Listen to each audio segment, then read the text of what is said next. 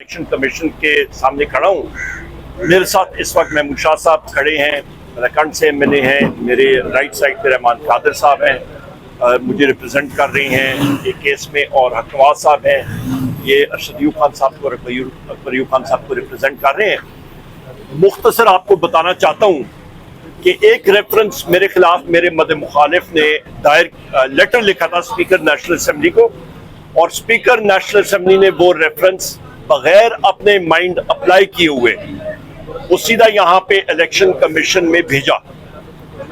ये मैलिफाइडी, आप इसको देख सकते हैं, आप बदनीयती जिसको उर्दू में कहते हैं, उसकी जिंदा मिसाल ये है कि या speaker national assembly Ayaz Sadiq साहब मुझसे ये जहमत करते कि वो सिर्फ पूछ लेते कि उमर अयूब आपके खिलाफ जो इसने रेफरेंस दायर किया, आपका इसके बारे में क्या ख्याल है, तो मैं उनको बताता कि जी मेरे मद मुकाबिल को बैसियत पाकिस्तान तहरीक इंसाफ के एक अदना वर्कर इमरान खान साहब के टिकट में 2018 में उसको मैंने शिकस्त दी थी 40,000 की वोटों से।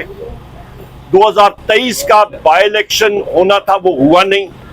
2024 में बैसियत अदना वर्कर पाकिस्तान तहरीक इंसाफ और वज़ीर आज़म इमरान खान साहब के टिकट पे 82,000 की वोटों से मुस्लिम लीग नून के कैंडिडेट को शिकस्त दी।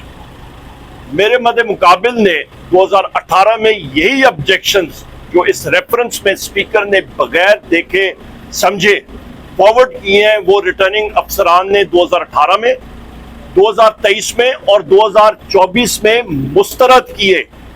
मेरे कागजात नामजदगी इसीलिए तो एक्सेप्ट हुए और मैं इलेक्ट हुआ। दूसरी अहम बात, मेरा मुकाबिल उस वक्त भी Abbottabad bench Peshawar high court तक गया, वहां पे भी उसके यही ऑब्जेक्शन जो हैं वो रिजेक्ट हुए। ये बड़ी अहम बात है, आपको मैं बता रहा हूं। तो लिहाजा प्रूव होता है कि स्पीकर नेशनल असम्बली ने पता नहीं किस चीज के प्रेशर पे, गैबाना कोई प्रेशर पड़ा, किधर से आया, बगैर सोचे समझे आइन और कानून की धज्जियां उड़ाई और उस मवाद को देखा नहीं और सीधा यहाँ पे अरसाल किया। और आज मैंने चीफ इलेक्शन कमिश्नर और उनके मेंबरान को ये बात की कि मुझे नोटिस वसूल हो चुका है, 10 तारीख को बजट पेश हो रहा है और मैं फाइनेंस कमेटी का मेंबर हूं, और वो बजट का document finance bill national assembly की फाइनेंस कमेटी में भी आएगा, डिस्कस होगा। सो लिहाजा बजट के बाद कोई डेट रखी जाए। इस रेफरेंस में कोई सब्सटेंस या मवाद है ही नहीं, इसकी टांगे ही नहीं है, चला उड़ जाएगा। नंबर 1। नंबर 2, ये इसलिए किया जा रहा है कि बैसियत लीडर ऑफ द ऑपोजिशन मैं सारे लोगों का नाम लेता हूं। मैं वजीर आजम इमरान खान का सिपाही हूं। हमने पंजाब पुलिस की तशद्दुद भी बर्दाश्त किया, लाठी चार्जेस बर्दाश्त किए हैं, और इंशाअल्लाह ताला हम लोग फील्ड में खड़े होंगे। सफ़े अव्वल में भी खड़े थे, पहले भी थे और आइंदा भी होंगे। 25 नवंबर को भी हमने टीयर गैस के गोले मैंने अपने गर्दन पे खाए, सीने पे खाए, मेरे साथियों ने खाए। हम लोग हमेशा हक और सच का साथ देंगे, चाहे वो नेशनल असम्बली में हो और वो चाहे बाहर हो। 3 बार मुझे अरेस्ट किया गया अडियाला जेल के सामने से, हम लोग हटने वाले नहीं है पीछे। दूसरा अहम बात, मेरे यहाँ पे लीगल एडवाइजर साहब भी बात करेंगे, रहमान कादिर साहब, और हकवाज साहब भी बात करेंगे दूसरे कैंडिडेट्स के हवाले से, वो है रिगिंग के हवाले से, धांधली के हवाले से जो इन्होंने केस किया।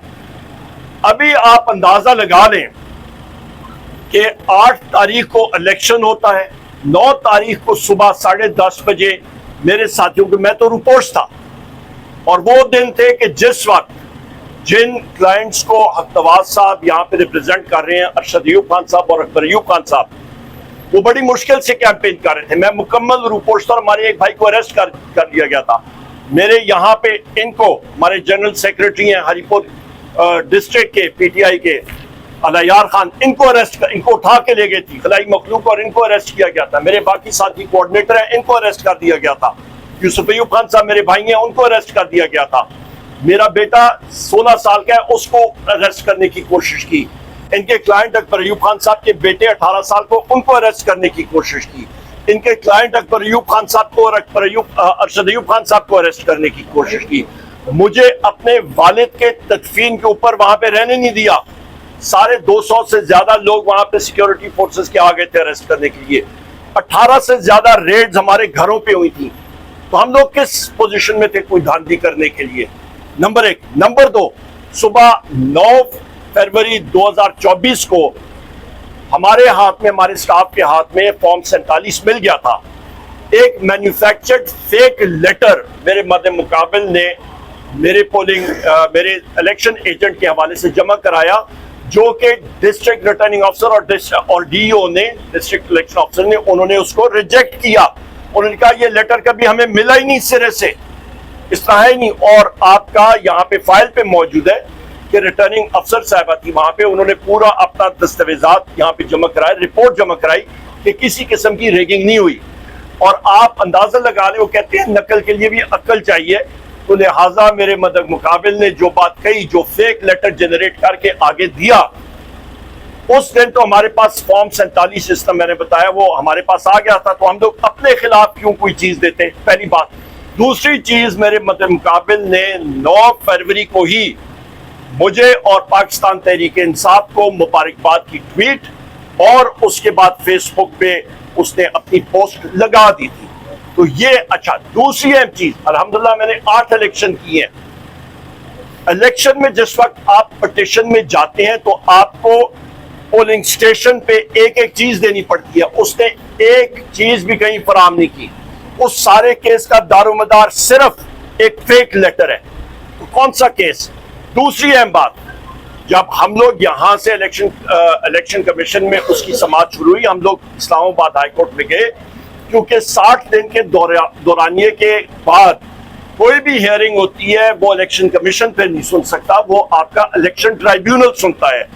تو ہم لوگ گئے تھے عامر فاروق صاحب کی کورٹ میں, فارمر چیف جسٹس صاحب, اور انہوں نے اسٹے کی تھی پروسیڈنگز. اور پھر جب ڈوگر صاحب آئے جو ایکٹنگ چیف جسٹس ہیں, انہوں نے کہا کہ جی یہ الیکشن کمیشن میں سننا چاہیے. وہ تاریخ ابھی 24 تاریخ ہوئی ہے. اس سے پہلے 3 سماعتیں اس کی ہوئی ہیں, پر اس پہ جو ہمارے مد مقابل کے وکیل ہیں وہ یہاں پہ نہیں آئی, آج پہلی بار آئے تھے. تو لہٰذا یہ وہ فیکٹس ہیں. میں ریکویسٹ کروں گا رحمان قادر صاحب سے کہ وہ اس پہ بات چیت کریں اور آگے